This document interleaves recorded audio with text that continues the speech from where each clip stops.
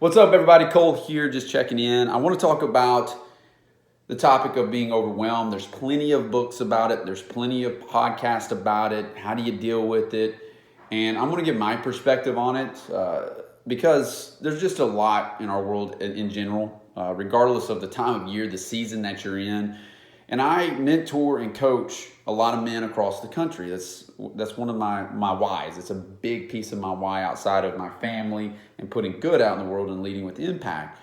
And a lot of times when I see a guy that might be just not fully in tune with everything, there's just something going on in his life. And you can really tell how they react to stress. And they tune out, they withdraw. Men are really good about hiding in plain sight. I know men really well, so with that being said, from women's perspective, it might be a little bit different, so I'd like to hear from that point of view. But it could be a couple of things. It could be that your children are going through a tough time. Maybe they've lost their job, maybe they went through a breakup, maybe you and your spouse are going through a tough time, or unfortunately you lost your spouse and you're still dealing with the grieving process, or your children are. And there might be some resentment there. Could be at work, could be just massive amounts of projects that are piling up. It could be just a heavy, busy season for you. It could be that so many people are needing your attention in the place of work, at your business, or within that community or in that group. You're getting 100 emails a day and so many text messages flanking you from the other side. Facebook, Twitter, Instagram, LinkedIn, you're managing all that. Let alone what you have to do at home, give kids baths, feed everybody, do laundry, put mulch in the yard, pay the bills, right? So it can be very overwhelming. And I've been there. Been there on more than one occasion. And honestly, I invite a lot of it in my life because of my personality. On the Enneagram test, I'm a challenger. I'm an 8. If you don't know what that is, look it up. And one thing that we do is when stress is high, we honestly double down. I look at that wall and I take a sledgehammer and I just go to the wall, right? Which is not necessarily the best thing. We also have trust issues, control issues. And having too much control is an insecurity.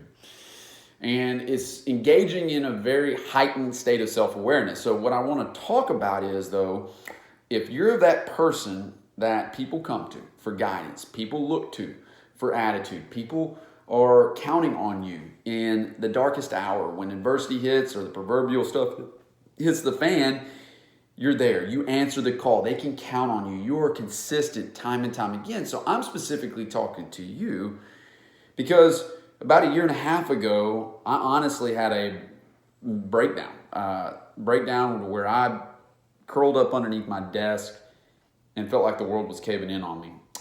My company went through an acquisition, and I was building a house, first world problems.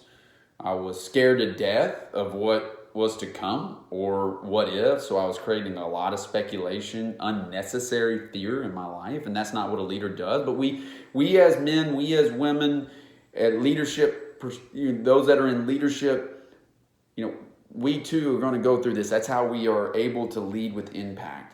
You're not going to have a perfect track record. You're not going to throw a perfect game every game, but that's why it's important to assess and operate with a high emotional intelligence. So this is really what I came up with based upon my experience from mentoring other people, my personal experience. Number one is be vulnerable.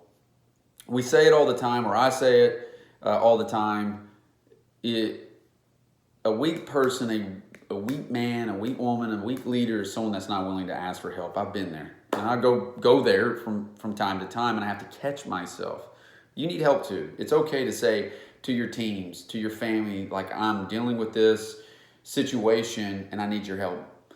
If you externalize it, you're going to give the power away.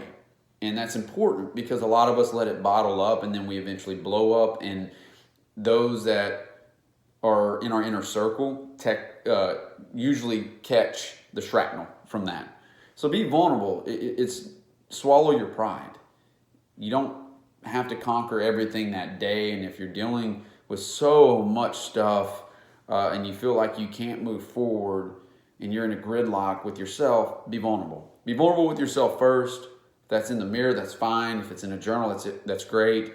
But then take those people in your life, and I promise you, if you tell your team, you tell your family, like, hey, this is what I'm dealing with, this is where I could use your help, then you will feel the weight of the world lift off your shoulders, and you will also draw your team together that much closer. People want to give you a reason to lead, and one of those, to me, is when you're around someone that is just truly raw and real, genuine, and they can identify and relate to that and still count on you.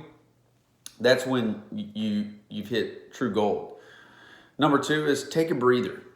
Take a breather. So many of us are speeding through life, and I'm guilty. I'm so guilty of this, that you want to punch through the wall, right? So you actually double down on that stress, and it honestly makes it a lot worse. But press pause per se and take care of you. I don't care how you do that, as long as it's healthy. Taking a walk, journaling, of course, exercise. I'm big into fitness. Audit your overwhelm, and identify the acute stress. So many people don't take enough time to conduct a personal after action review. So when it occurs again, they just keep making the same loop over and over again. It's just that feedback loop that keeps occurring. So take a breather. I promise you it's still going to be there, and I promise that if you take a breather, things will slow down for you. Empower others to help. That really goes back to what I was saying with being vulnerable. So many people are starving to help, and I know that a lot of you out there, including me, feel like it's on you to make it happen, but it's not. It's on us. So empower others. Empower others in your home. Empower others to figure the answers out on their own. That's a big thing. Too many people have the Google virus in today's world. So when they're looking to you for answers, you honestly feel like it is your duty. You're wearing the cape to give it to them. But in a lot of times, you're making them worse. There's nothing wrong with mentorship. Absolutely not. But there comes a time and place where you got to draw the line, and they have to start dealing with it in a healthy way. And I get it. So again, you take it and you run with what I'm talking about here. But let them take something off of your plate, and that kind of leads me to the next section. Find someone to help you in the sense of mentorship, guidance, leadership. All right? Maybe it is after you've expressed it from a vulnerable perspective, maybe you're not the best fit for that person in that specific situation. So lead them to someone else, but empower them to be resourceful. Okay? Empower them to be resourceful. And last but not least, don't quit. All right? Quitting it's a plague in my opinion. And what I mean by that is, in your darkest hour, when no one's looking, don't quit on yourself, because it'll eventually come out to show in the light, and it's usually done through lowering your self-worth, and you're not going to be good for anybody, right?